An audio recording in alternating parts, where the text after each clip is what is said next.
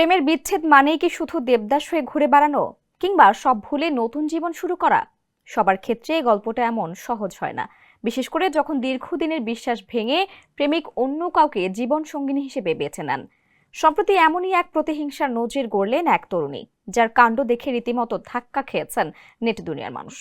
প্রেমিক তাকে ধোঁকা দিয়ে অন্য মেয়ের গলায় মালা দিয়েছেন। এই খবর সহ্য করতে না পেরে সেই মেয়ের শরীরে ইনজেকশন পুশ করে দেন তিনি।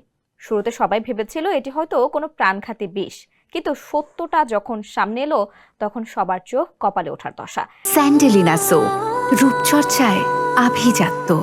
প্রেম ভাঙার পরেই অন্য এক নারীকে বিয়ে করেন প্রেমিক।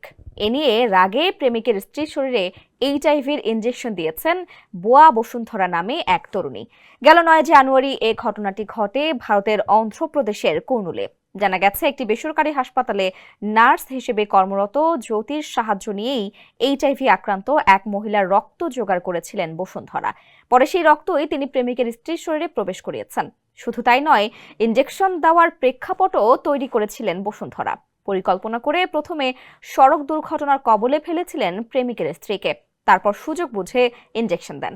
এ ঘটনায় অভিযুক্ত ও তার সহযোগী কঙ্গে জ্যোতি এবং তার 2 সন্তানকে গ্রেপ্তার করেছে পুলিশ জানায়, ৯ জানুয়ারি হাসপাতাল থেকে স্কুটারে করে বাড়ি ফিরছিলেন বসুন্ধরার সাবেক প্রেমিকের স্ত্রী। সে সময় 2 ব্যক্তি বাইক নিয়ে তার সামনে এসে পড়েন। এতে চোট পান ওই নারী। তখনই সাহায্য করতে এগিয়ে যান বসুন্ধরা ও তার সহযোগীরা। এ সময় তার শরীরে এইচআইভির ইনজেকশন দিয়ে পালিয়ে যান বসুন্ধরা।